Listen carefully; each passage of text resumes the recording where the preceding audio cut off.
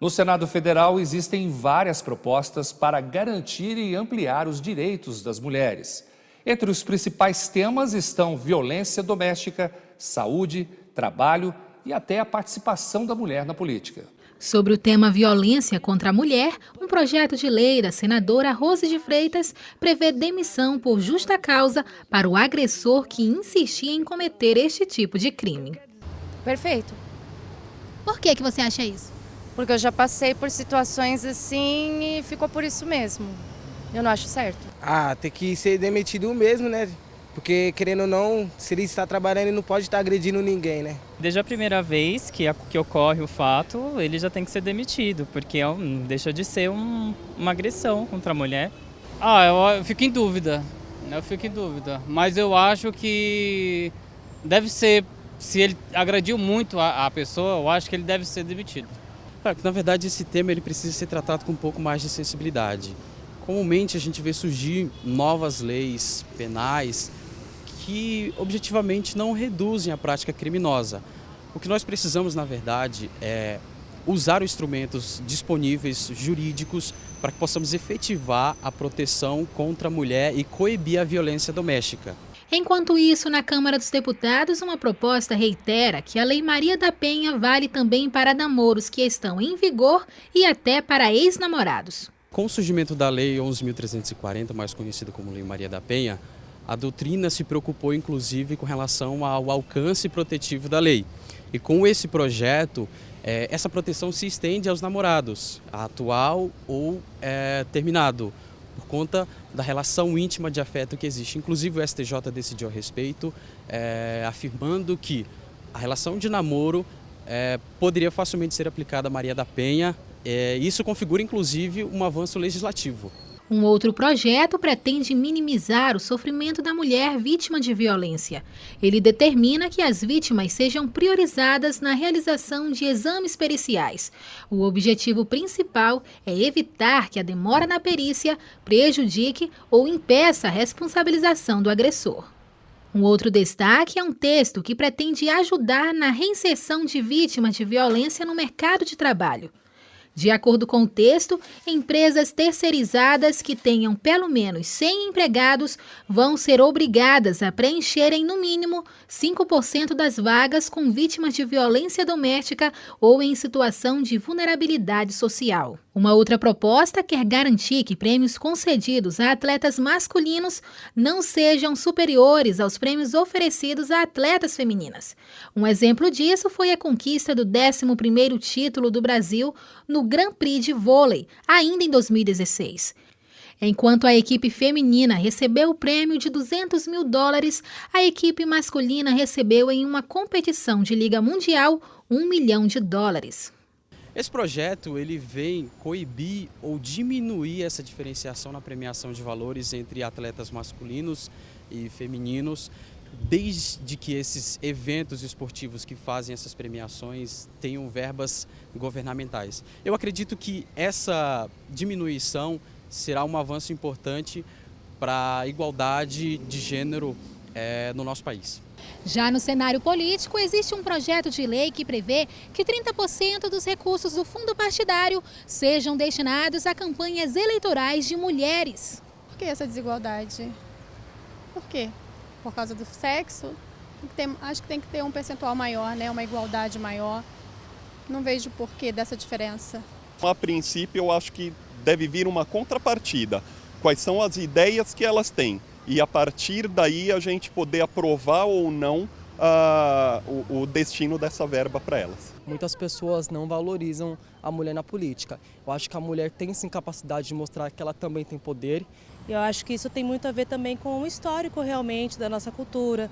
A mulher sempre foi criada para ficar dentro de casa e a saída dela é muito cerceada ainda, né, para a nossa cultura. Então a mulher, acho que ela ainda não acredita no seu potencial de transformação social. Uma pesquisa realizada pelo Instituto Interparlamentar constatou que, na verdade, 40% das mulheres que estão engajadas na política, elas estão mais inclinadas aos projetos sociais. Isso significa dizer que existe uma sensibilidade muito maior a esses tais projetos sociais. Eu acredito que o ano de 2018 será importante para a ampliação dos direitos da mulher. Veja agora a segunda parte da entrevista de hoje.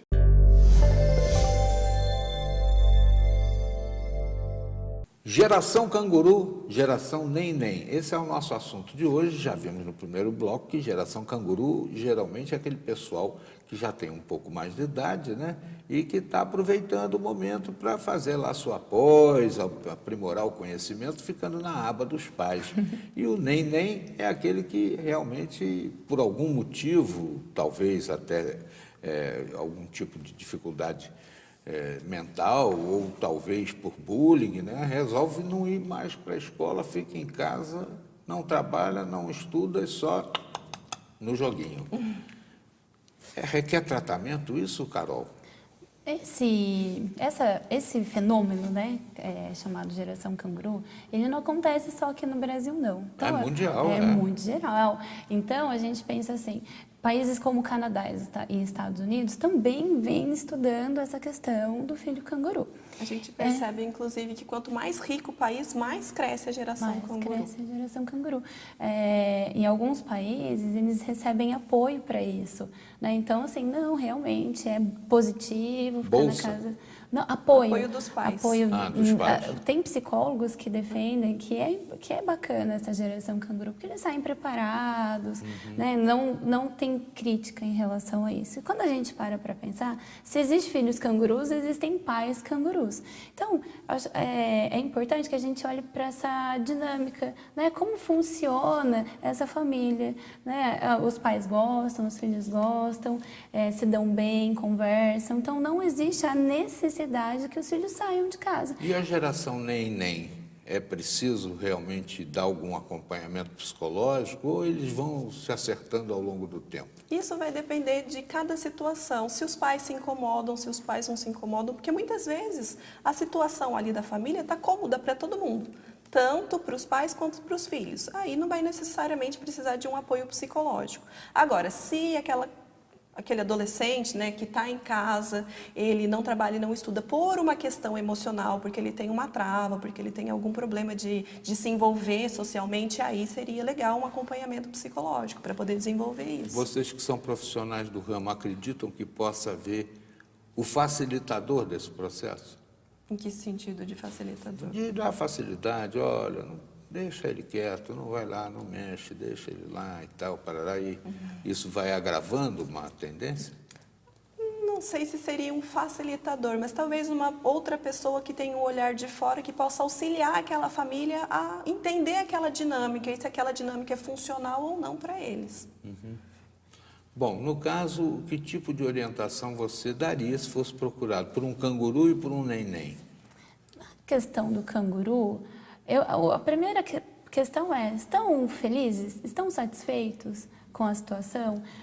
Porque vem sendo estudado essa geração e esses filhos, eles não são considerados um fardo para os pais. Sim, é prazeroso para os pais verem que os filhos estão tendo sucesso profissional, que estão estudando e que é fruto do trabalho deles enquanto pai, né? O canguru eu até concordo contigo, mas e o nem-nem, que fica ali meio parasitário, né?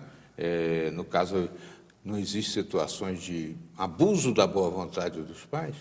Então, em alguns casos pode até existir, mas aí vai ter que ser analisado caso a caso. Muitas vezes o pai também vê como uma coisa boa, tipo assim, volta a filha, de repente ela saiu, casou, mas ela voltou para casa junto com uma neta. E aí os pais gostam dessa proximidade e acham que aquele é o papel da filha, é o momento dela de ficar em casa e cuidar dos filhos. E aí eles não veem como uma... Alguns casos, né, do neném, da geração neném, a gente pode perceber que existe uma relação de compensação, né? Muitas vezes, em alguns momentos, os pais deixaram ou se sentem culpados pela situação do filho e aí entra nessa questão que você está falando. Abuso da boa vontade. Né? Então, eu vou permitindo cada vez mais como uma dinâmica relacional mesmo. Né? Eu conheço um caso de compensação assim, ó, pelo menos não está na rua usando drogas. Sim. Conhecemos vários. Sim. E aí, nesse caso, o que a gente deve orientar? a gente pode orientar que não precisa ser nem um extremo e nem outro extremo. Existem dinâmicas entre essas duas linhas, né? Ele não precisa nem estar na rua usando drogas e nem estar em casa não fazendo nada, como é sempre a reclamação. Mas ele pode trabalhar, começar a se sustentar, começar a criar a sua própria autonomia para depois conseguir a sua própria vida. Existem cangurus que se rebelam porque gostariam, na realidade, de estar na rua, estar defendendo o pão de cada dia com desenvoltura e não depender dos pais, mas não tem jeito? Olha, existe assim, um fenômeno, né, que a gente estuda em relação à dependência dos pais em relação a esse filho. Então, esse filho, muitas vezes, ele quer sair, ele tem condição, mas devido a, às vezes, chantagens emocionais e... Pais doentes, idosos. Também. Às vezes, assim, em consultório, a gente percebe que quando os filhos ameaçam alçar voo, os pais adoecem, os pais... brigam, sim, né, demonstram, se você sair, a minha vida acabou. Então, a gente pensa assim, essa questão, ela é relacional. Então, a gente não, muitas vezes, olha, o filho é folgado, né? Mas esse pai também, muitas vezes, precisa desse filho. Eu tenho a impressão, Júlia, que então, no caso, é preciso tratar da família, né? Sim, é preciso tratar a família. Tanto em uma situação quanto outra, o tratamento da família ele é mais importante do que o tratamento individual, porque é uma questão relacional. É uma relação de dependência entre os dois lados ali, tanto os pais quanto os filhos. Por mais que eu pergunte aqui, sempre vai ficar uma indagação do pessoal de casa. Eu queria que vocês deixassem um posicionamento, um endereço de Facebook, desses...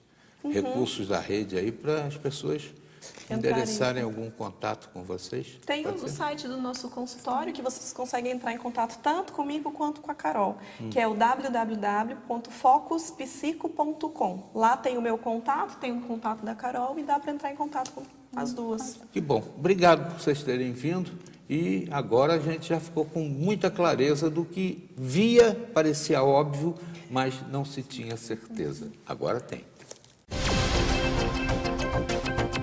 Na edição de hoje você viu, Pindamonhangaba vai ganhar uma nova praça, um espaço aberto para o lazer e cultura. As obras já começaram. E Taubaté ganha um novo posto para coleta de sangue. Educação à distância, uma opção para quem quer estudar sem sair de casa. Conheça as vantagens dessa modalidade e os cuidados na hora de escolher uma instituição. Estes foram alguns dos destaques de nossa edição. Você pode rever todas as nossas reportagens em nossas redes sociais, visitando nossa página no Facebook e o nosso canal no YouTube. O Repórter Setorial fica por aqui. A gente volta amanhã com outras notícias. Fique agora com a nossa programação.